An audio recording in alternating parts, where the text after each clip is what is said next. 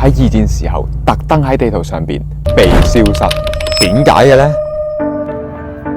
先帶大家由中海港坐船入兔島，呢一架咁 cute 嘅粉紅色兔兔船，唔係個個時段都坐到㗎，要坐到佢記得睇到最後啊！船程10至15分鐘，話咁快就到。哇，好多兔仔啊！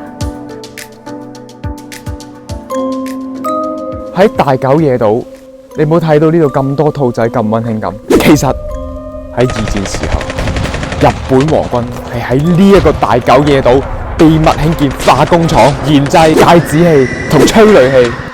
因為呢個島遠離廣島市中心，地理位置偏僻，適合作保密作用，所以日本皇軍就將呢個島喺地圖上面抹走佢，被消失。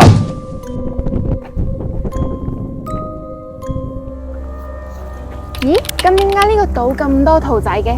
問得好，因為兔仔對毒氣非常之敏感，所以日本皇軍就揀選咗啲兔仔嚟做實驗嘅對象，去測試下啲毒氣嘅效果。據說當時有幾百隻兔仔喺呢個島上邊做實驗用途。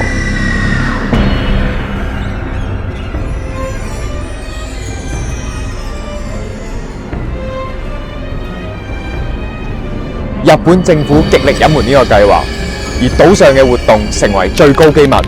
島上嘅人嚴格被監控，亦都禁止透露任何信息俾外界知道。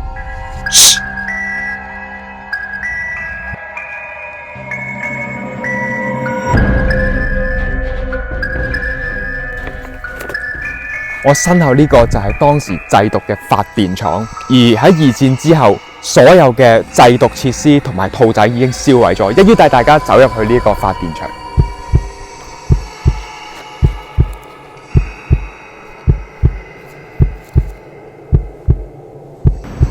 哇！佢呢度有啲數字，好似計緊數咁，唔知計緊咩呢？幾詭異喎！當時工廠係用咗超過6000名工人喺度製毒，因為惡劣嘅環境底下，啲工人都受到唔同程度嘅傷害，而呢啲毒氣係被運往中國嘅戰場使用，當時造成超過8萬人嘅傷亡。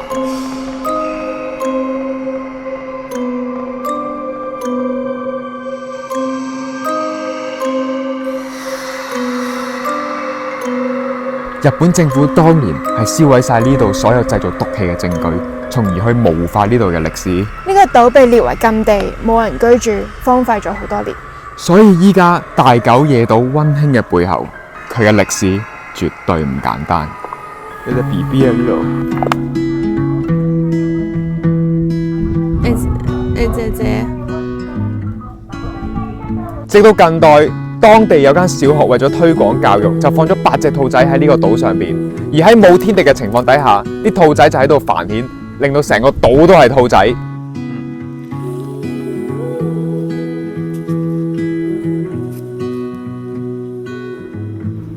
哇！佢係咁索個鏡頭啊，得意。所以政府就借呢個機會去發展呢度嘅旅遊業，成為鼎鼎有名嘅兔島。所以依家嘅兔兔同當時毒氣用嘅兔兔係完全係兩回事嚟㗎。頭先我哋就係喺碼頭附近逗留，想入去度假村行下，可以坐呢一架免費接駁巴士。佢就係喺碼頭候船所出面，門口有時間表。哇！度假村出面個空地有好多兔仔啊！喺度假村行出少少，大概5分鐘嘅路程，就要隆重推介呢一個展館。如果大家想真正去了解頭先貝貝同哈利陳述嘅嗰段歷史，一定要去我身後呢個大久野毒氣博物館，入邊有大量珍貴嘅相片同埋真實用過攞嚟製毒嘅用具，大家記住入去睇下。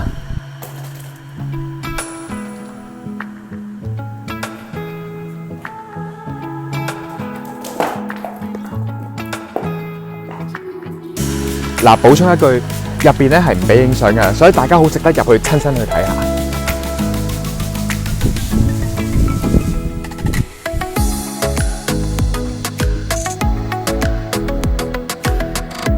兔兔排排坐放飯啊！喺島上面餵兔仔，同佢哋有交流都有少少規則要注意㗎。等我同大家講咗先。餵兔仔食嘢嘅時候，唔可以直接喺手上面餵佢哋㗎，要放喺地下，咁佢哋就會食㗎啦。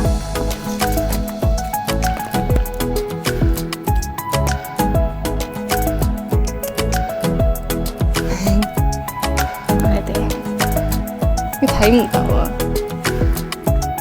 呢一度仲有其他規則等大家可以參考。